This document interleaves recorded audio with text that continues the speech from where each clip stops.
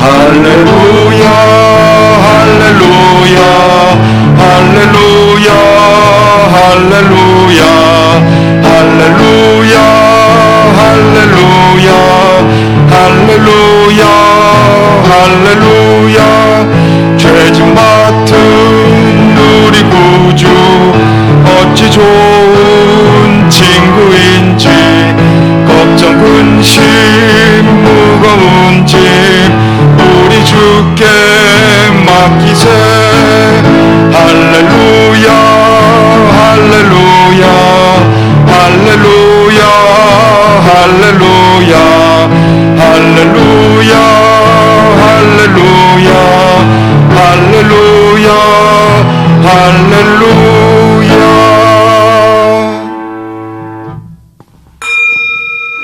하나님은 영이시니 예배하는 자가 신령과 진정으로 예배할지니라. 아멘.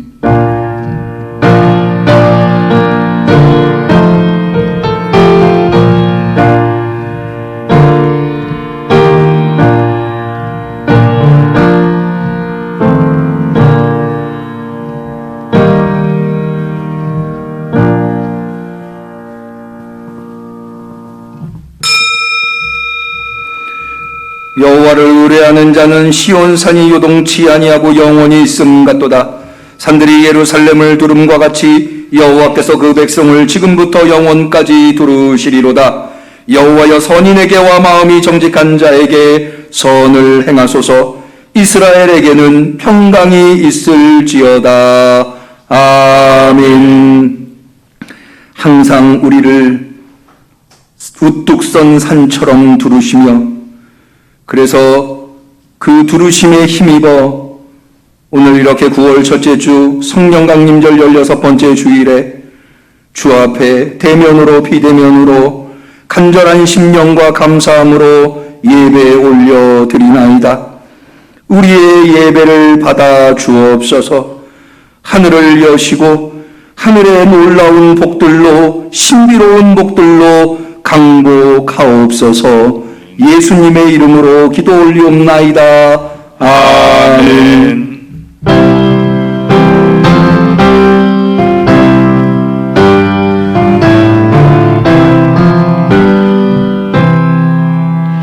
존귀와 영광 권능과 구원 지극히 높은 만유 주께 있나니 하늘에 계신 변함이 없는 영원하신 하나님.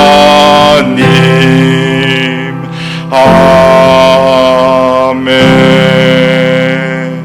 성령을 보내주시사 예배의 주님 되신 하나님 앞에 우리의 신앙을 고백할 때에 전능하사 천지를 만드신 하나님 아버지를 내가 믿사오며 그 외아들 우리 주 예수 그리스도를 믿사오니 이는 성령으로 잉태하사 동정녀 마리아에게 나시고 본디오 빌라도에게 고난을 받으사 십자가에 못 박혀 죽으시고 장사한 지 사흘 만에 죽은 자 가운데서 다시 살아나시며 하늘에 오르사 전능하신 하나님 우편에 앉아 계시다가 저리로서 산자와 죽은 자를 심판하러 오시리라.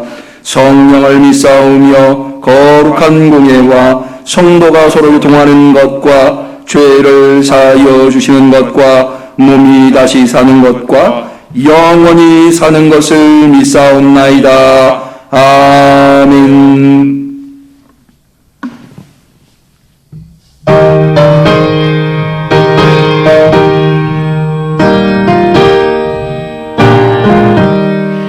예수 앞에 나오며 모든 죄 사하고 주의 품에 안기어 편히 쉬리라. 우리 주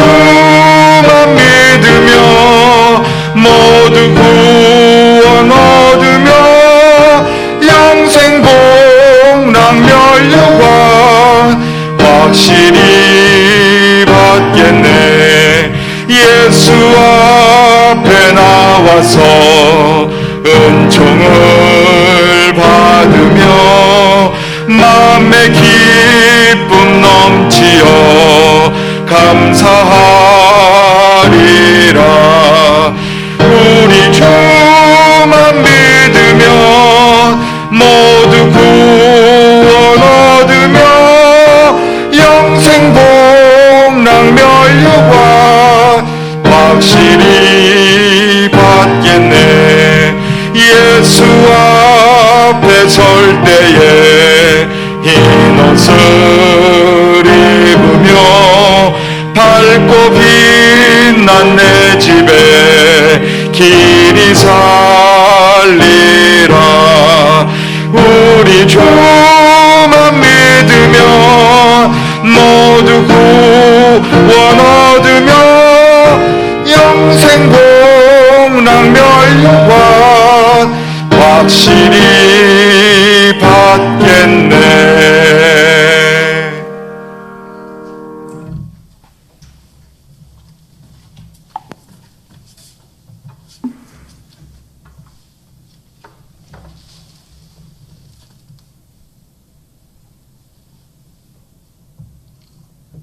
은혜의 주님 감사합니다. 지난 한 주간 주님의 그늘 아래 평안히 지내고 다시금 주님 전에 나와 예배를 드릴 수 있는 은혜를 베풀어 주셔서 참으로 감사합니다. 한 주간 많은 죄를 짓고 세상 속에서 하나님의 자녀답게 살지 못하였음을 고백합니다. 저희의 모든 죄를 주님의 십자가의 보혈로 정결하게 씻어주시기를 간절히 소망합니다. 하나님의 섭리에 따라 무더웠던 여름은 지나가고 이제는 제법 시원한 바람이 부는 가을입니다. 주님, 가을은 수확의 계절입니다. 응암교회 성도들 모두에게 특별한 만나를 맛보게 하옵소서. 코로나 바이러스가 언제 사라질까 노심초사하여 기다려왔던 시간이 어느새 2년이 다 되어가는 긴 시간이 접어들고 있습니다. 이제나 사라질까 기다려보지만 4차까지 유행되고 더욱 극성을 부리며 우리를 힘들게 하고 있습니다. 하지만 우리 하나님께서 코로나의 위력을 쇠퇴시켜 주심으로 그 힘을 잃고 평안함으로 인도하옵소서. 아버지, 살아가기가 점점 힘들어집니다. 아직도 직장을 구하지 못하고 힘들어하는 우리 청년들, 특히나 자영업자들이 너무나 많이 무너지고 있습니다. 주님께서 저희의 기도를 간절히 들어주사 빠른 회복을 간구하옵나이다. 이 시간 목사님께서 전하시는 하나님의 말씀을 통해 상처받는 심령이 회복되게 하시고 좌절하는 마음에 힘과 용기를 주셔서 세상을 향하여 담대하게 걸어 나아가게 하옵소서. 시온 찬양대의 찬양 기쁘게 받아주셨고 여러 자리에서 수고하시는 모든 성도님들에게 축복을 주옵소서. 예수님의 이름으로 기도드렸습니다. 아멘.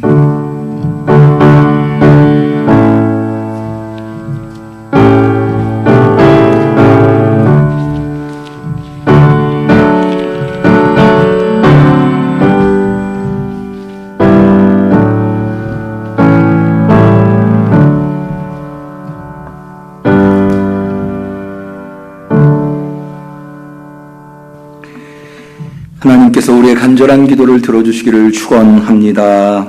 아멘. 성시교독을 하겠습니다. 교독문 49번 빌립보서 2장의 교독문이 되겠습니다.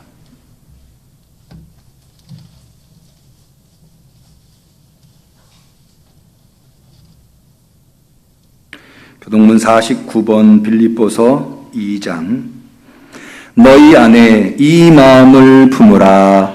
곧 그리스도 예수의 마음이니 그는 근본 하나님의 본체시나 하나님과 동등됨을 취할 것으로 여기지 아니하시고 오히려 자기를 비어 종의 형체를 가져 사람들과 같이 되었고 사람의 모양으로 나타나셨음에 자기를 낮추시고 죽기까지 복종하셨으니 곧 십자가에 죽으심이라.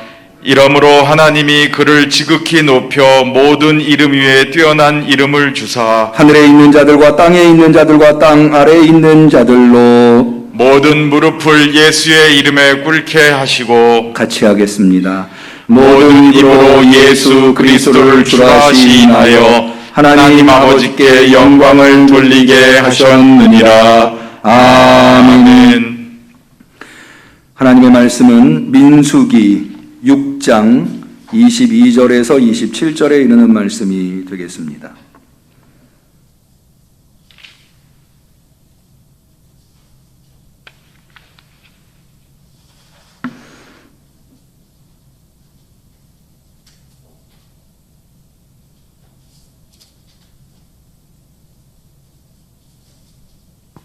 성령 강림절 16번째 주일에 특별히 추석이 들어있는 9월 첫째 주일을 맞이하여 사모하는 마음으로 대면으로 비대면으로 주 앞에 나와 예배드리는 우리 성도들에게 하나님께서 복된 말씀으로 주신 민수기 6장 22절에서부터 27절까지의 말씀을 우리 마음에 받는 의미로 소리를 내어서 자기 목소리가 자기 귀에 들릴 정도로 소리를 내어서 같이 받들어 읽도록 하겠습니다. 여호와께서 모세에게 일러 가라사대 아론과 그 아들들에게 고하여 이르기를 너희는 이스라엘 자손을 위하여 이렇게 축복하여 이르되 여호와는 내게 복을 주시고 너를 지키시기를 원하며 여호와는 그 얼굴로 내게 비추사 은혜 베푸시기를 원하며 여호와는 그 얼굴을 내게로 향하여 드사 평강 주시기를 원하노라 할지니라 하라. 그들은 이같이 내 이름으로 이스라엘 자손에게 축복할지니 내가 그들에게 복을 주리라. 이는 하나님의 말씀입니다. 아멘. 시온 찬양대의 특성이 있습니다.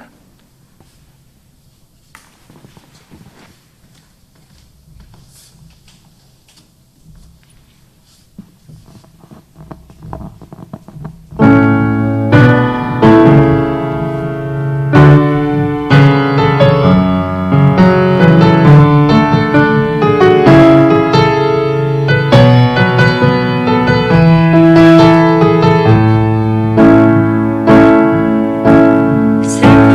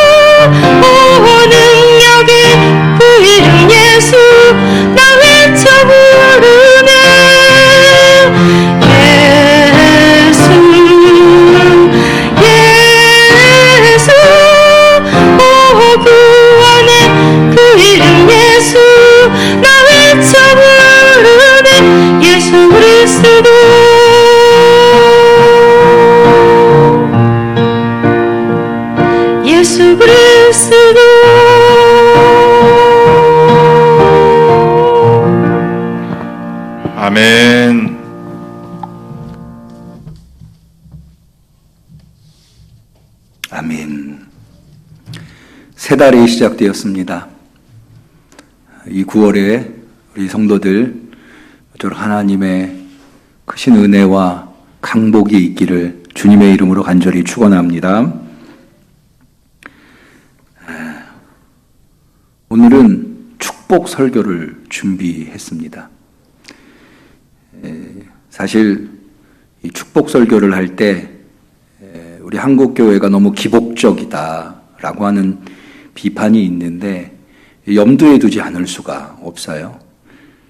그럼에도 불구하고 이 축복을 하는 것은 대단히 중요합니다. 예수를 믿는 것이 복을 받기 위한 목적일 수는 없습니다만은, 그러나 예수를 믿고 하나님을 신앙하는 신앙인들에게 복을 비는 것, 복을 받는 것, 이것은 대단히 중요한 요소입니다.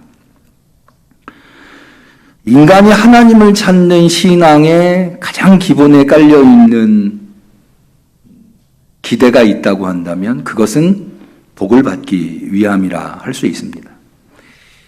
그것을 어디서 알 수 있는가 하면 저는 시편 1편에서 발견해 봅니다.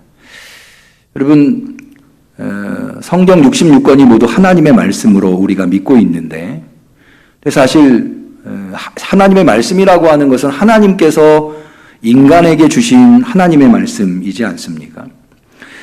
그래서 사실 우리가 그것을 이해하기가 참 쉽지 않습니다. 그런데 시편은 그 내용으로 보면, 시편도 하나님의 말씀입니다만은 시편 그 내용을 보면 주로 인간이 하나님 앞에 올린 찬양이나 기도문으로 되어 있습니다. 그러니까 이 시편은 성경 66권 중에 가장 인간적인 언어, 다 하나님의 언어입니다만은 그 중에서도 가장 인간적인 심성을 담고 있는 인간적인 언어라고 할 수가 있습니다. 그런데 우리 시편에는 모두 150개의 시편이 있습니다. 사실 이 150개의 시편이 아까 말씀드린 대로 대부분은 찬양과 기도문인데요. 이스라엘 신앙이 수천 년인데 그 수천 년 동안에 왜 150개밖에 찬양과 기도문이 없겠습니까? 우리가 가지고 있는 찬송가만 해도 500개가 넘는 찬송이 있지 않습니까? 그러니까는 이스라엘이 가지고 있었던 찬송은, 기도문은 뭐 수천 수만의 찬송가 기도문이 있겠죠. 그런데 이스라엘의 신앙의 스승들이 그 수천 수만 개의 찬양과 기도문 중에 특별히 선별하고 선별해서 중요하다고 생각하는 150개를 추려서 성경에 담아놓은 겁니다. 그러니까 우리가 시편 1편에서부터 150편까지 무엇 하나도 소중하지 않은, 중요하지 않은 시편이 없다고 할 수 있는 거죠. 그런데 이 시편이 1편에서부터 150편까지 이 순서가 이렇게 나열되어 있지 않습니까? 그런데 그 순서를 어떻게 정했을까요? 사실은 이 순서가 가나다 순으로 되어 있거나 뭐 혹은 선호하는 시편이 앞에 오고 좀 덜 선호하는 시편이 뒤로 가고 그런 게 아니라는 거예요. 다 거기에 있을 만한 이유가 있어서 그 시편이 거기에 존재한다는 거죠. 예를 들어서 여러분, 우리 성도들이 예수 믿는 사람들뿐만 아니라 예수님을 믿지 않는 사람들조차도 잘 알고 있는 시편 하나가 있는데 시편 23편, 여호와는 나의 목자시니 내가 부족함이 없으리로다 라고 하는 시편이죠. 근데 이 시편을 보면 참 평화로워요. 그가 푸른 초장에 나를 누이시며 쉴 만한 물가로 인도하시는 것. 얼마나 목가적이고 평화롭고. 그런데요, 사실 이 시편 23편이 가장 유명한 시편입니다만은 우리 기독교 신앙, 예수를 믿는 사람들의 입장에서 보면 시편 23편보다 더 중요한 시편이 있는데 그게 어떤 시편이냐면 시편 23편 바로 앞에 있는 시편 22편입니다. 왜 시편 22편이 더 중요하냐? 시편 22편이 바로 예수님께서 십자가 위에서 부르짖으셨던 엘리 엘리 라마 사막다니, 내 하나님 어찌하여 나를 버리셨나이까 라고 하는 이 부르짖음이 바로 시편 22편에 나오는 내용. 첫 소절입니다. 1절이 바로 시편 22편 1절이 나의 하나님 어찌하여 나를 버리시나이까 라고 되어 있거든요.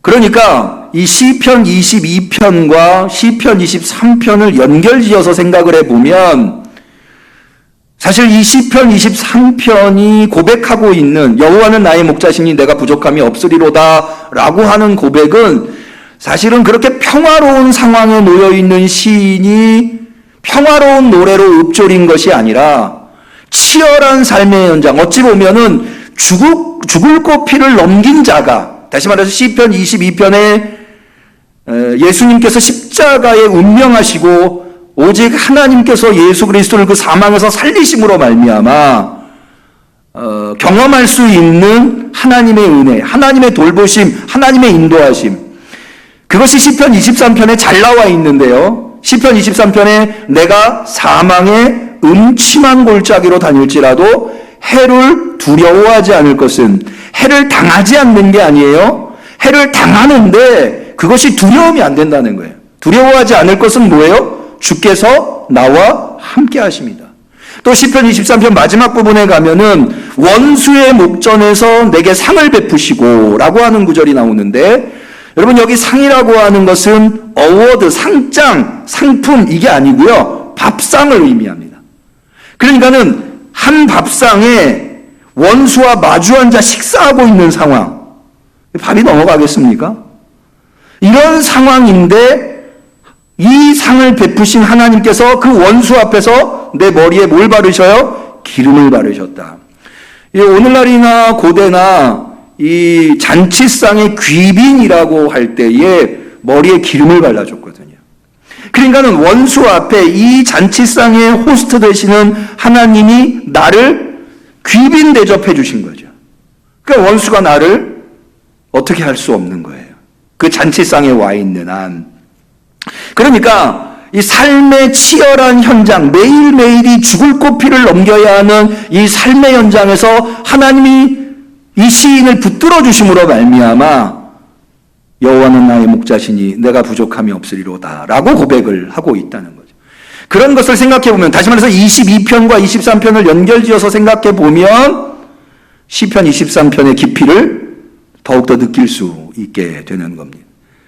제가 강조하려고 하는 부분은 뭐냐 하면 시편 하나하나가 그냥 아무렇게나 배열되어 있는 것이 아니라 다 거기에 있을 만한 이유가 있기 때문에 거기에 있다는 거죠. 그렇다면 여러분 앞서 말씀드린 대로 이스라엘의 찬양이 수천 수만 가지고 기도문이 수천 수만 가지인데 그 중에서 150개를 추릴 때 그 중에 가장 중요한 것 중에 중요한 것, 베스트 오브 베스트의 시편은 어디에다 놓을까요? 아마도 맨 앞에다 놓겠죠. 그러니까 이렇게 생각해 보면 시편 1편의 무게감은 결코 가볍지 아니하다. 그런데 그 시편 1편, 시편 이스라엘의 모든 신앙 고백과 모든 찬양과 모든 기도에 가장 중요하다고 생각되는 시편으로 선별된 시편 1편의 첫 번째 단어가 뭐예요? 복 있는 사람. 원어도 역시 우리나라 말도 복이라고 하는 단어가 제일 먼저 나오지만 원어 역시 복이라고 하는 단어가 제일 먼저 나온다는 거예요. 복 있는 사람. 그러니까 이것만 봐도 아까 시편은 어떤 용어로 되어 있다고요? 인간이 하나님께 올려드린 찬양, 인간이 하나님께 올려드린 기도, 가장 인간적인 언어로 되어 있는 시편 중에 가장 중요한 시편인 1편의 첫 번째 단어가 복 있는 사람이라는 거예요. 그러니까는 인간이 하나님을 찾는 그 신앙 안에 가장 기초에 있는, 가장 근본에 있는 건 뭐예요? 복 있는 사람이 되고 싶은 것. 하나님을 찾아 나온 우리 성도들, 대면으로 비대면으로 예배드린 우리 성도들 모두에게 하나님의 강복이 있으셔서 복이 내려오는 걸, 하나님이 복을 내려주시는 걸 강복. 사실은 우리가 축복이라는 용어를 많이 쓰는데 하나님의 축복. 정확하게 따지면은 하나님의 축복은 말이 좀, 왜냐면은 빌축자의 복복자잖아요. 하나님이 우리에게 복을 빌어주신다는 것은 좀 잘 말이 안 되죠. 그래서 저는 이게 어떤 의미로 사용되는지 충분히 알면도 불구하고 그게 이때까지 관습으로 자리 잡아 굳혀 있지만 강복이라고 하는 말을 좀 더 선호하려고 사용하려고 애쓰고 있는데 하나님께서 우리 응암교회 성도들에게 강복하셔서 복 있는 사람이 되시기를 축원합니다. 예수님도 마찬가지예요. 여러분 마태복음에서 예수님의 설교, 산상설교의 첫 번째 대목을 이루는 게 무엇입니까? 팔복입니다. 심령이 가난한 자는 복이 있나니.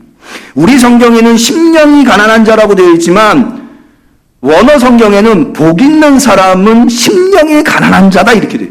거기도 역시 복이라고 하는 단어가 처음으로 나온다고 하는. 이런 걸 생각해 보면 신앙인으로서 물론 예수 믿고 복 받으려고 복을 비는 것, 복이 목적이 되는 것은 옳지 않아요. 그것은 건강한 신앙이라고 할 수 없어요.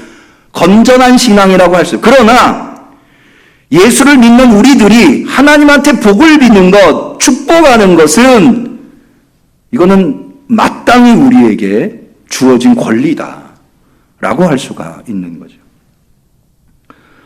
여러분 선지자들도 이스라엘 유대인들을 아주 신랄하게 비판합니다.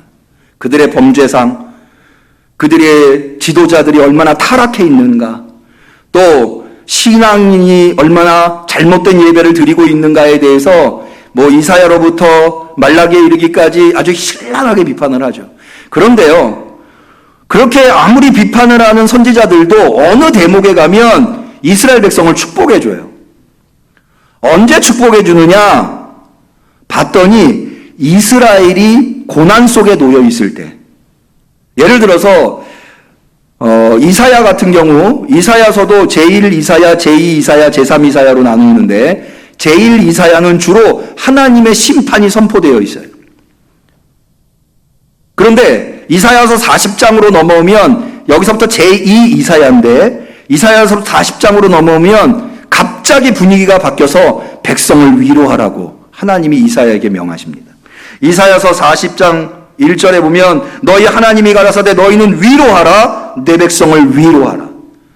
왜 하나님께서 갑자기 심판을 그렇게 심각하게 비판하던 유대인들을 위로하라고 말씀하시는가? 그것은 지금 유대인들이 바벨론의 나라를 잃고 바벨론의 포로로 끌려와서 40년 동안 포로 생활을 하느라고 온갖 고초를 겪으면서 희망마저 사라져 버렸을 때 하나님은 그들을 위로하기 위해서 그들을 위로하시고 희망을 선포하시고 복을 선포하고 계시다고 하는 거죠. 여러분 오늘 우리는 어떤 삶 속에 살고 있습니까? 잘 되는 삶인가요? 물론 그런 분들도 계시겠지만 코로나 팬데믹으로 인해서 전 세계가 지금 신음하고 있지 않습니까? 그런 상황 속에 놓여 있다면 하나님은 아마 강복을 해주시는 분이 아니실까? 더 나아가서 여러분 예수님께서 왜 십자가를 지셨나요? 예수님께서 왜 그 모진 고초를 당하셨나요? 그것은 우리로 복된 사람을 만들기 위함이라고 할 수 있습니다.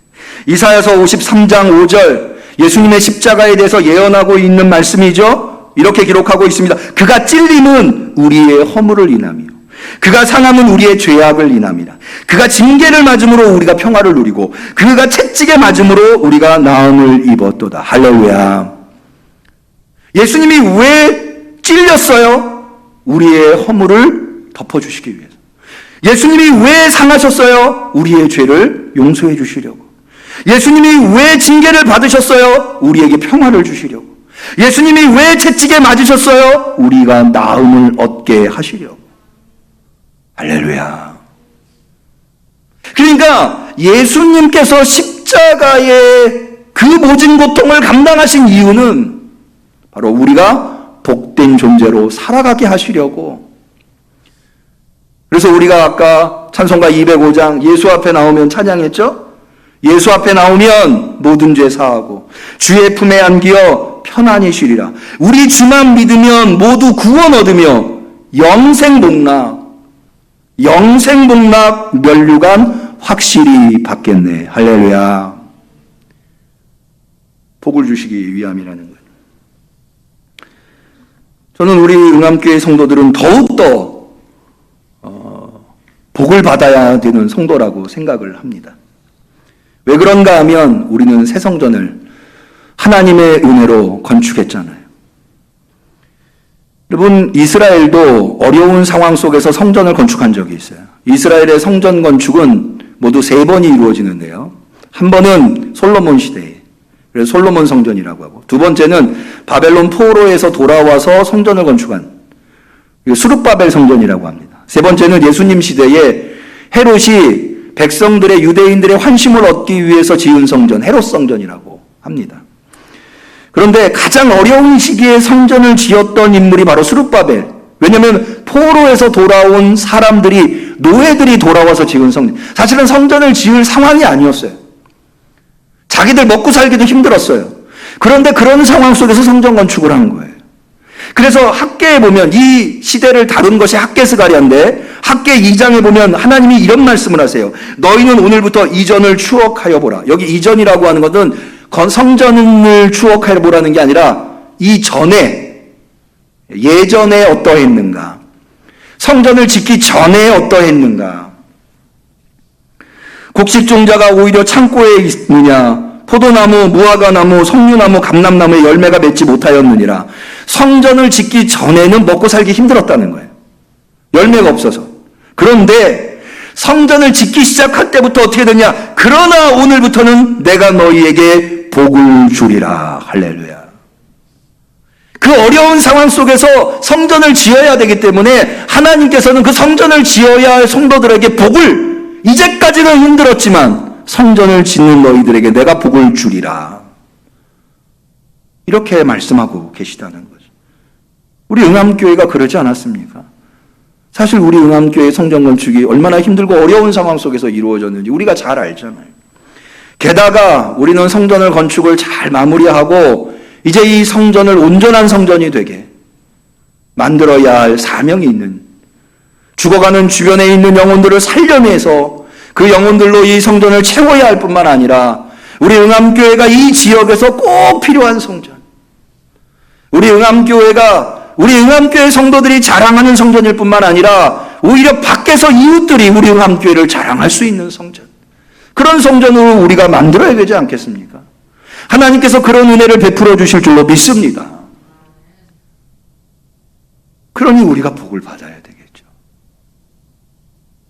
마지막으로 여러분, 제가 오늘 우리 성도들을 마음껏 축복하고 싶은 이유는 9월이잖아요. 9월에는 뭐가 있나요? 추석이 있죠. 추석은 뭐 하는 계절입니까? 결실하는 계절이에요. 열매 맺은 계절. 지난 여름 동안에 열심히 신앙을 지키면서 사명의 땀을 흘리셨어요. 그런 우리 성도들에게 이 가을에, 이 추석에 우리 성도들의 삶 속에, 가정 속에 하나님께서 풍성한 열매를 베풀어 주시기를 축원합니다. 그러려면, 열매 맺으려면 무엇보다도 하나님의 복을 받아야 돼요. 여러분, 성경에 자주 나오는 늦은 비와 이른 비. 늦은 비는 10월에 내리는 비고요, 이른 비는 3월에 내리는 비예요. 우리나라랑 다르게 이 겨울이 우기고 여름이 건기인데, 이스라엘은 그 우기가 시작될 때 파종을 합니다. 다시 말해서 10월에 파종을 해요. 근데 늦은 비가 내려야 파종을 할 수가 있어요. 그리고 3월에 내리는 이른 비가 내려야 추수를 할 수가 있어요. 그러니까는 열매를 거두어 드릴 수 있다고 하는 것은 전적으로 하나님의 강복이 없이는 될 수 없는 일이라는 것. 추석이 들어있잖아요. 게다가 오늘은 9월 첫째 주잖아요. 물온대소하고 여러분들을 축복합니다. 여러분들이 이 가을에 많은 열매를 맺어 하나님께 영광 올려드릴 수 있도록 하나님께서 여러분들에게 한량없는 복을 베풀어 주시기를 축원합니다. 제가 여러분들을 축복하면서 선택한 본문이 바로 민수기입니다. 제가 특별히 성경에 많은 축복의 말씀들이 있습니다만은 민수기를 선택한 이유가 있습니다. 여기는 축복을 하기 좋은 말로 해도 되고 안 해도 되고가 아니라 아예 제사장더러 이스라엘 백성을 축복하라고 명령 하나님께서 하시고 계시다는 거예요. 다시 한번 보실까요? 22절에 여호와께서 모세에게 일러 가라사대 아론과 그 아들들에게 고하여 이르기를, 여기 아론과 그 아들들이라고 하는 것은 제사장 가문을 이야기합니다. 그러니까는 제사장들에게 이르기를 너희는 이스라엘 자손을 위하여 이렇게 축복하여 이르되, 이렇게 축복해라.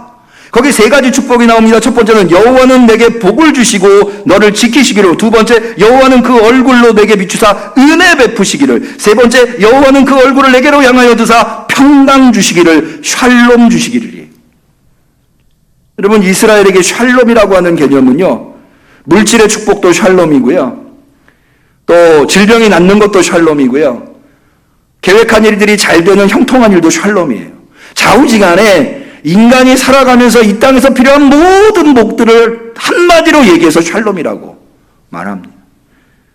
하나님께서 복을 베풀어 주시고 은혜를 베풀어 주시고 샬롬을 베풀어 주시기를 축복하라는 거예요. 27절, 그들은 이같이 내 이름으로, 여호와의 이름으로 이스라엘 자손에게 축복할지니 내가 그들에게 복을 주리라. 그러니까 이 말씀에 의하면 제사장, 오늘날 제사장의 역할을 하고 있는 목회자, 목사, 뭐 해야 되는 사람이냐? 축복해야 되는 사람이에요. 그러니까 저는 오늘 여러분들을 제 힘껏 축복하고 싶습니다. 우리 성도들 축복합니다. 만복이 하나님으로부터 우리 성도들에게 임하시기를 축원합니다. 도대체 왜 하나님은 축복을 명하시는가? 이 민수기에 나와 있는, 즉 민수기 6장 22절에서 27절에 제사장들에게 이스라엘 자손을 축복하라고 하는 명령을 내리는 것을 보면, 특별히 민수기에서 나오는 하나님이 이스라엘을 축복하시는 것을 보면 하나님의 중심을 알 수가 있어요. 하나님이 얼마나 이스라엘을 복된 민족으로 삼으시려고 하는가를 알 수가 있어요. 자, 이 민수기는요, 우리나라 말로 민수기, 이 제목은 백성민자의 숫자, 백성의 수를 계수하는 책이다. 그래서 민수기예요. 이거는 왜 이렇게 이름이 붙여졌는가 하면, 실제로 민수기 1장에서 4장까지 26장에 백성들의 수를 계수하고 그 결과를 이야기하고 있어요. 그런데 원래 이 민수기의 제목, 원래 제목은 뭐냐면 광야에서예요. 광야에서. 원래 각 책에 1000마디가 제목이 되거든요. 이 민수기의 시작이 광야에서라고 되어 있어요. 그러니까 실제로 이 민수기는, 여러분, 출애굽기는 이스라엘이 애굽에서부터 나온 이야기를 하고 있잖아요. 레위기는 그렇게 나온 이스라엘이 시내산에서 하나님으로부터 계명을 받는 이야기예요. 특별히 제사와 제의와 관련된 이야기예요. 그 다음에 이 민수기는 시내산을 떠나 40년 광야 생활을 하고 모압 평지에 이르는 때까지를 기록하고 있는, 실제로 광야 생활 40년을 기록하고 있는 게 민수기예요. 그래서 여러분이 잘 아시는 광야에서 가장 대표적인 사건이 뭐냐면 가데스 바네아에서 모세가 12명의 정탐꾼을 가나안 땅에 보내잖아요. 그때 돌아온 사람들 중에 여호수아와 갈렙을 제외하고는 다 부정적인 이야기를 하죠. 왜 이스라엘이, 사실은 출애굽한 이스라엘이, 출애굽 1세대들은 대단한 저력을 가지고 있었던 사람들이었어요. 그들은 애굽이라고 하는 데에서 애굽을 무너뜨리고 애굽의 권력과 맞서 싸워서 이겨서 애굽 땅을 탈출한 사람들이에요. 이 사람들이 간단한 사람들이 아니에요. 여러분, 오늘날 세계에서 최강국을 미국이라고 보지 않습니까? 그래서 아프간에서 미군이 철수하자 아프간이 혼돈에 빠져들고, 그런데요, 오늘날 미국이 가지고 있는 이 영향력보다 비교도 할 수 없을 정도로 고대의 중동 지역에서 애굽이 가지고 있었던, 이집트가 가지고 있었던 영향력은 어마어마했어요.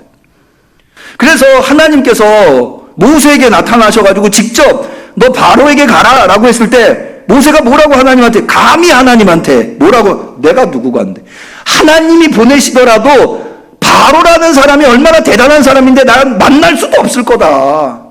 그 사람이 누군데 그가 가지고 있는 권력이 얼만데 이스라엘을 도와주겠냐. 하나님 앞에서. 하나님이 하시는 말씀인데 그만큼 막강한 힘을 가지고 있었던 것이 애굽이었고 바로였다는 거죠. 그런 자들한테서, 그런 나라에서, 그런 왕한테서 승리를 거머쥐고 애굽을 탈출하여 나온 사람들이 출애굽 1세대예요. 그들은 대단한 저력을 가지고 있었던, 그들은 하나님의 은혜를 경험했죠. 유월절을 넘어섰고 홍해가 갈라지는 걸 봤어요. 그래서 하나님은 그들을 데리고 가나안 땅으로 가시기를 그들한테 약속했으니까. 근데 이 이스라엘 사람들은 그런 하나님의 은혜를 경험하고 그런 저력을 가지고 있었음에도 불구하고 하나님한테 입만 벌리면 불평하는 거예요. 날마다. 왜 그들이 날마다 불평했다고 얘기하는가 하면 만나를 가지고 불평하거든요. 광야에서 날마다 만나가 내리잖아요. 근데 그 만나를 가지고 불평을 하는 거예요. 만나만 가지고 불평하는 게 아니라 모세와 아론의 리더십에 대해서도 불평을 해요. 심지어 고기 안 준다고, 먹을 고기가 없다고 불평하는 거예요. 그래서 뭐라고까지 이야기를 하느냐. 민수기 14장에 보면 이렇게 말합니다. 이에 서로 말하되 우리가 한 장관을 세우고 지도자 새로 세우자는 거예요. 애굽으로 돌아가자. 애굽이 더 나았다는 거예요. 여러분, 사람이 이래요. 불평하다. 여러분, 애굽에서 이스라엘이 어떻게 살았어요? 짐승만도 못한 삶을 살았어요. 애를 낳았는데 힘없이 그 애가 죽는 꼴을 봐야 하는 그런 삶을 살았다고요. 파리 목숨만도 못한 삶을 살았어요. 그랬는데 불평하다 하다 어디까지 오느냐? 애굽이 더 나았다는 거예요. 애굽으로 돌아가자는 거예요. 이런 배은 망덕이 어디 있습니까? 하나님께서 이스라엘을 그렇게 축복하셨는데, 출애굽 1세대들을 그렇게 축복하셨는데, 그러니까는 가나안 땅에서 회개할수록, 그러니까는 민수기는 무엇을 우리에게 교훈해 주는가 하면, 왜 그렇게 엄청난 기적과 은혜를 경험한 출애굽 1세대가 광야에서 쓰러졌는가? 이것을 우리한테 이야기를 해주고 있어요. 사실은 출애굽해서 시내산에서 광야 가데스 바네아를 향해서 갈 때 오늘 우리가 읽은 민수기 6장은 바로 거기에 해당하거든요. 1장에서 9장까지 시내산에 있다가 이제 10장에서 광야길을 향해 나아가는데 그때 가데스 바네아를 향해서 나아가요. 가데스 바네아에서 하나님 믿고 신뢰하고 이제까지 하나님이 보여주신 기적과 은혜를 경험했으니 그것을 믿고 신뢰하고 아무리 그 사람들이 강력하다 하더라도 가나안 땅의 민족과 싸울 마음으로 나갔었어야죠. 근데 그러지 않은 거예요. 그래서 하나님께서 여기 지금 시내산을 이 본문의 맥락을 보면 그러니까는 광야로 출행할 준비를 지금 1장에서 9장까지 해요. 근데 쭉 오면 먼저 백성의 수를 계수하고 그 다음에 제사장을 마련해요. 그런 다음에 백성의 수를 계수하고 제사장을 마련하자마자 뭐부터 하느냐? 하나님이 제사장한테 백성 축복하라고 명령부터 하시는 거예요. 그게 바로 오늘 우리가 읽은 본문이에요. 그러고 난 다음에 회막을 정돈하고 거기를 또 축복하고 이제 출발을 하는 거예요. 그러니까 회막이 마련되기도 전서부터 제사장이 세워지자마자 제사장더러 백성들부터 축복하라는 거예요. 그런 축복을 받았는데도 가데스 바네아에서 결국에는 하나님한테 불신해가지고 하나님이 약속하신 땅을 얻지 못하고 그들이 받은 특권을 상실하고 그들은 광야에서 다 쓰러져 버린 거예요. 민수기는 이걸 가르쳐주고 있어요. 여러분, 불평하지 마세요. 미워하지 마세요. 여러분, 얼마나 하나님이 여러분들을 강복해 주시려고 하는지 아십니까? 저는 이렇게 얘기해요. 우리 하나님은 하나님의 자녀들을 복 주시려고 안달나신 분이다. 근데 왜 그 복 못 받는 줄 알아요? 여러분들이 입에서 불평을 내는 순간 첫 번째 피해자가 누군지 아십니까? 내 자신이에요. 정말 하나님한테 복을 받고 싶으세요? 하나님의 복된 사람으로 살아가고 싶으세요? 입에서부터 먼저 불평을 제거하세요. 여러분, 사실 매일매일 내리는 만나는 감사의 제목이잖아요. 매일같이 감사해야 하는 거 아닙니까? 아무 노력도 하지 않았는데 하늘에서 또 그냥 내리는 거 아닙니까? 가서 주워 먹기만 했잖아요. 그랬다면 먹을 때마다 감사했어야죠. 근데 이 사람들 뭐 했어요? 먹을 때마다 불평하는 거예요. 이거 말고는 먹을 게 없냐? 왜 우리한테 고기는 안 주냐? 어디 복 받겠습니까? 그래서 특권을 잃어버리고 가나안 땅을 잃어버리는 거예요. 자기 발을 자기가 찍는 거예요. 불평을 멀리하시기를 축원합니다. 그런데요, 이렇게 배은망덕한 이스라엘인데, 출애굽한 세대들인데 하나님께서 이 세대는 버리셨지만 그러나 이스라엘은 버리지 않으셨어요. 그래서 출애굽 2세대를 일으키십니다. 근데 앞서 말씀드린 대로 출애굽 1세대는요, 애굽에서 나오면서 사실은 저력에 있었던 사람들이에요. 애굽과 싸운 전적도 있고요, 홍해를 건넌 전적도 있고. 근데 출애굽 2세대는 다 광야에서 태어난 사람들이에요. 한마디로 오합지졸이에요. 그러니 이 사람들을 데리고 가나안 땅을 점령해야 되는데 이게 될 말입니까? 저력이 있었던 출애굽 1세대도 가나안 땅에 있는 거기 원주민들을 보고 겁시 질려가지고, 야, 그 사람들이 볼 때 우리는 메뚜기 같을 것이다, 이렇게 얘기를 했는데, 출애굽 2세대 광야에서 태어나 자라난 이 사람들이 가나안 땅을 점령할 수 있겠습니까? 그래서 민수기에는요, 출애굽 2세대가 일어날 때 아주 재미있는 이야기 하나가 제공되어 있어요. 그게 뭐냐면 발락과 발람의 이야기예요. 이스라엘 사람들이요, 이제 가데스 바네아에서 실패하고 40년 동안 광야를 떠돌다가 모압 평지에 와요. 거의 40년이 다 흐른 거예요. 출애굽 2세대가 온 거예요. 그런데 이 출애굽 2세대가 시온 왕도 쳐부시고요, 옥 왕도 쳐부시고, 그러니까는 모압 왕이 발락인데요, 이 발락이 이스라엘 민족이 온다고 하는 얘기를 듣고는 겁이 나는 거예요. 싸워서 못 이기겠구나. 그래서 당시에 유명한 주술사인 발람을 부릅니다. 자기 부하들한테, 자기 신하들한테 많은 재물을 줘가지고 발람 좀 데려와라. 그래서 그 신하들이 발람한테 가요. 뭔 일로 왔느냐? 이스라엘 사람들 저주하라고 우리 왕이 우리를 보냈습니다. 알았다, 좀 기다려봐라. 내가 하나님한테 물어보마. 하나님한테 물었는데 하나님이 뭐라고 그러냐면 이스라엘 저주하지 말아라. 너 가지 말아라. 그래서 물리칩니다. 이 신하들이 다시 발락한테 와요. 이 발락이 포기하지 않아요. 더 많은 재물을 더 고위 관직에게 줘서 다시 발람한테 보냅니다. 발람이 그 재물이 탐났는지 이번에는 따라가요. 나귀를 타고 쫓아가는데요, 하나님의 사자가 길목을 버티고 있어서 그 발락에게 가려고 하는 발람을 죽이려고 해요. 근데요, 나귀는 그 죽음의 사자를 보는데 발람은 이 돈에 눈이 멀었는지, 권력에 눈이 멀었는지 이 죽음의 사자를 못 봐요. 그러니까 이 나귀가 지 죽을 곳으로 안 가려고 막 이리 비키고 저리 비키고, 그래 논두렁에 빠졌다가 막 벽에 막 붙어가지고 가다가 나귀 타고 있으니까는 발람이 다리가 상해버려요. 그러니까는 발람이 화가 나가지고 막 나귀를 막 때립니다. 그러니까 어떻게 되느냐, 이 지경까지 오니까요, 나귀가 말을 해요. 자기 주인한테. 아니, 내가 이때까지 일해본 적이 있냐? 왜 날 때리냐? 저기 지금 죽음의 사자가 당신 죽이려고 저기 버티고 있는 거 안 보이냐?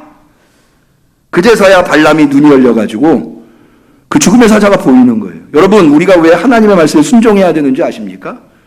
제 생각대로 제 멋대로 하다가는요, 하나님의 복을 놓칠 뿐만 아니라 우리를 죽이려고 하는 구덩이, 우리가 빠져 죽을 구덩이나 우리가 넘어질 수밖에 없는 돌뿌리가 눈에 안 보여요. 그거에 눈이 멀어가지고. 하나님의 말씀에 순종할 때만 그게 보이는 거거든요. 그래가지고 이 죽음의 사자가 발람한테 너는 저 나귀 아니면 넌 죽었다. 내가 너 살려줄 테니 발락한테 가라. 가는데 하나님이 하신 말씀만 해라.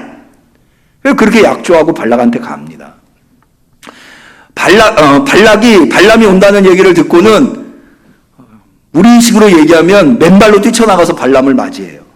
그리고는 발람한테 모압 평지에 진을 치고 있는 이스라엘이 보이는 높은 산으로 데리고 가요. 저 백성 좀 저주해 주세요. 발람이 그 위에 서가지고 저주를 하려고 하는데 저주가 안 되는 거예요. 축복을 하는 거예요. 발락이 화가 나는 거예요. 아니 내가 당신 데리고 온 게 저 사람들 저주해달라고 그러는데 왜 축복하냐. 아니 하나님이 축복하지 말고 저주하지 말고 축복하라는데 내가 어떻게 하겠냐. 그랬더니 발락이 어떻게 하냐면 저 모압 평지에 있는 이스라엘 백성이 다 보이니까 겁이 나가지고 많은 숫자 때문에 그래서 저주를 못하나 보다. 그러고는 이제는 꽁무니만 살짝 보이는 이스라엘 사람들이 거기로 데리고 가요. 저 사람 저주해 주십시오. 또 저주 못해요. 또 축복하는 거예요. 그렇게 3번을 축복을 합니다. 발락이 화가 나가지고요. 이제 저주도 하지 말고 축복도 하지 말아라. 포기해버려요. 하나님이 저주를 못하게 하는 거예요. 축복만 하게 하는 거예요. 왜 그래요? 출애굽 2세대가 가나안 땅을 차지해야 되니까. 하나님의 백성으로 삼으려니까 축복을 명하시는 거예요. 여러분 느껴지세요? 하나님께서 얼마나 이스라엘을 애타게 그래서 제가 얘기하는 거예요. 하나님은 어떤 분이다? 복 주시려고 안달나신 분이다. 어떻게 해서든지 복 주려고 하는데 이스라엘 백성이 거부하는 거예요. 맨날 불평하고 불만하고 하나님 불신하고 믿지 못하고. 그래서 이 민수기의 축복이 특별한 축복입니다. 여러분 9월 첫째 주입니다. 저 여러분들을 많이 축복해 주고 싶어요. 제가 지금부터 축복을 선포할 텐데요. 아멘으로 받으시기를 바라요. 건강하시기를 축복합니다. 질병이 다 사라지시기를 축복합니다. 뼈가 견고하게 되기를 축복합니다. 세포가 살아나기를 축복합니다. 암덩어리가 사라지기를 축복합니다. 우울증과 정신적인 질병이 다 사라지기를 축복합니다. 가정의 축복을 받으시기를 축원합니다. 부모님이 건강하시기를 축원해요. 자녀들이 늘 비전과 꿈을 가지고 미래를 향해서 의욕을 가지고 달려나갈 수 있기를 축원합니다. 물질의 축복도 받으세요. 구워주고 나누어주고 베풀어 주어도 부족함이 없는 차고 넘치는 축복이 있으시기를 축원합니다. 여러분 인간관계가 꼬인 분들 계세요? 다 풀어지기를 축원합니다. 원수가 사라지고 할렐루야. 주변에 사랑하는 사람들만 가득하기를 축원합니다. 우리 응암교회를 축복하고 싶습니다. 우리 응암교회 지역에 꼭 필요한 교회 되기를 축원합니다. 우리 응암교회 하나님께서 하나님의 일꾼으로 가득 채워주시기를 축원합니다. 이 나라의 민족을 축원합니다. 이 나라의 민족이 하루속히 질병에서 벗어나기를 축원합니다. 지도자들이 입술로만 백성을 위하는 것이 아니라 하나님의 뜻을 받들어서 이 나라를 잘 이끌어가기를 축원합니다. 경제가 살아나기를 축원합니다. 기도하겠습니다. 하나님 아버지, 주님께서 이 종에게 하나님의 사람들을 축복하라고 명하셨기에 결실을 맺어야 하는 이 9월의 첫째 주에 우리 성도들을 축복합니다. 주님의 명하심을 따라서 축복한 것이오니 주여 이루어 주시옵소서. 이 종이 미처 복을 빌지 못한 것도 우리 성도들 대면으로 비대면으로 예배드리는 성도들의 중심에 있는 소원들을 하나님 다 이루어 주옵소서. 강복하여 주시옵소서. 은혜를 베풀어 주시옵소서. 샬롬의 복을 베풀어 주옵소서. 예수님의 이름으로 기도 올리옵나이다. 아멘. 우리는 감사하는 마음으로 이 예물을 드립니다.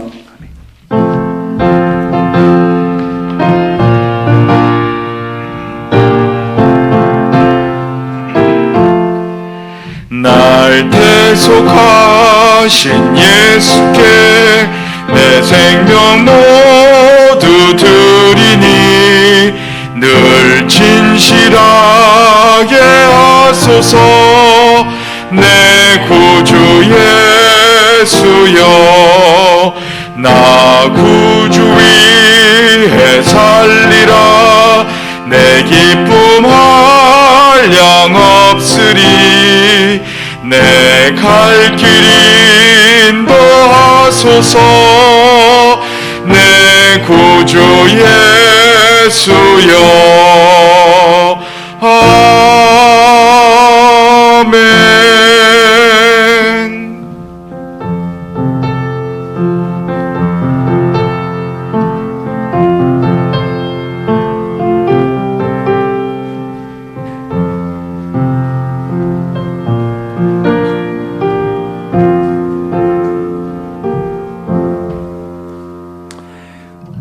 주님 앞에 나올 때에 귀한 예물 드린 손길이 있습니다. 11조 예물, 선교헌금, 목주헌금, 건축헌금, 주정헌금, 성미, 이재혁 집사님, 유기순 권사님, 최영자 집사님, 이영옥 권사님, 여호와 이레 하나님 감사합니다. 정길순 집사님, 성지선 집사님, 이완순 집사님, 오영혜 성도님, 김은정 성도님, 김태현 김사랑 어린이, 이외에도 온라인으로 정성을 다해서 하나님 앞에 예물 드린 손길들이 있습니다. 드린 예물을 위해서 기도 올립니다.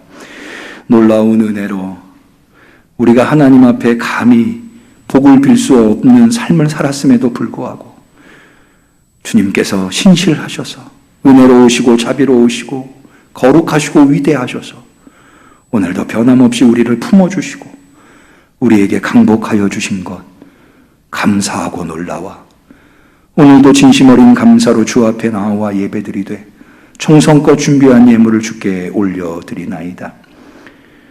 대면으로 비대면으로 주 앞에 나와서 예배드리며 예물 드린 손길들을 주여 흠양하여 주옵소서. 주님, 우리 성도들이 드린 예물이 종의 손에 들려 있지만 사람의 손이 아니라 하나님 손에 들려 있다 믿습니다. 믿음대로 되게 하옵소서. 우리 손에 있으면 적은 예물이지만, 적은 물질이지만 하나님 손에 있으면 결핍에 허덕이고 있는 이들을 넉넉히 먹이고도 채워주고도 남음이 있는 오병이어의 기적이 일어날 줄로 믿습니다. 이 예물이 하나님 손에 들려서 우리 음암교회에서 사용될 때에 많은 죽어가는 영혼들에게 구원을 베풀며 결핍 때문에 눈물을 흘리는 이웃들에게 차고 넘치는 하나님의 사랑을 나눌 수 있게 하옵소서. 주님, 예물 드린 손길을 또한 헤아려 주옵소서. 저들이라고 왜 쓸 데가 없겠습니까? 왜 부족하지 않겠습니까? 그런데도 불구하고 하나님 앞에 드린 것입니다. 그것은 저들의 신앙입니다. 저들의 눈물입니다. 저들의 땀입니다. 하나님, 드려서 부족한 것이 아니라 드렸기 때문에 차고 넘치는 베풀고 나눌 수 있는 창고에 곡식이 가득가득 차 있는 기적을 경험하게 하옵소서. 사르밧 과부가 마지막 남은 밀가루와 기름으로 선지자 엘리야를 공개하였을 때에 밀가루통에 밀가루가 마르지 아니하고 기름병에 기름이 마르지 아니하였다. 그 가뭄의 시기에 채워주시는 하나님의 은혜를 경험했었던 것처럼 이 질병의 시대에 우리 성도들 채워주시는 하나님의 은혜를 경험하게 하옵소서. 그리하여서 세상에서 세상적인 물질만 쫓아 사는 이들에게 우리 성도들이 귀감과 간증이 되게 하옵소서. 간절히 축복하옵고 예수님의 이름으로 감사하며 기도 올리옵나이다. 아멘.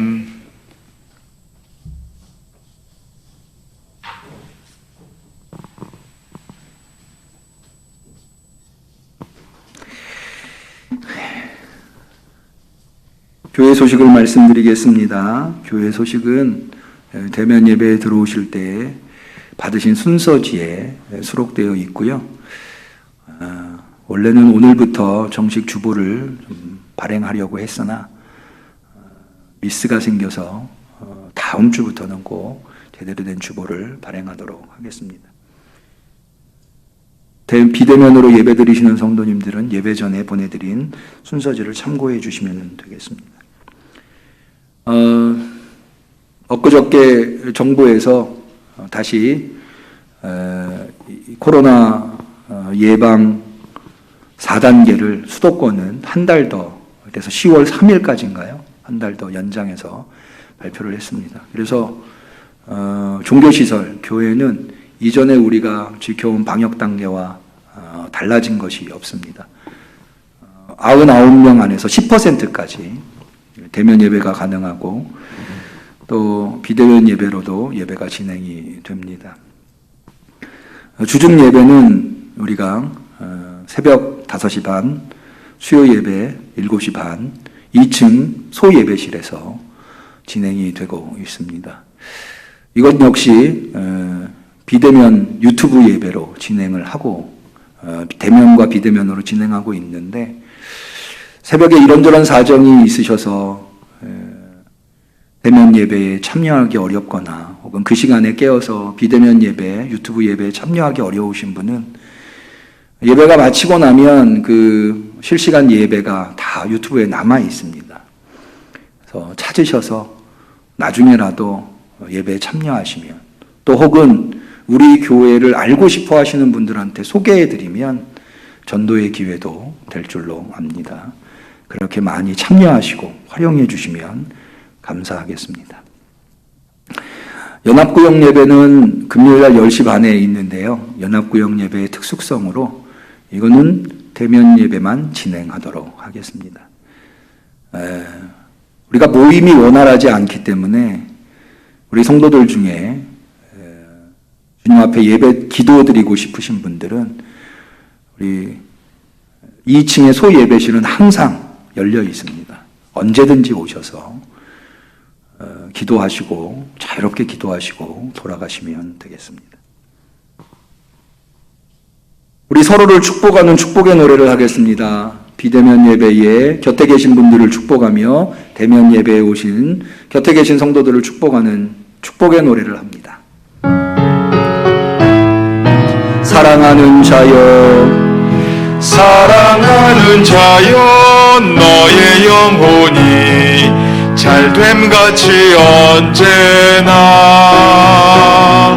범사에 잘되고 강건하기를 내가 간구하노라. 우리 하나님께 영광의 박수를 올립니다. 감사합니다. 우리 곁에 계신 분들과 서로 인사합니다. 그리스도의 평화를 빕니다. 그리스도의 평화를 빕니다. 감사합니다. 송영하시겠습니다.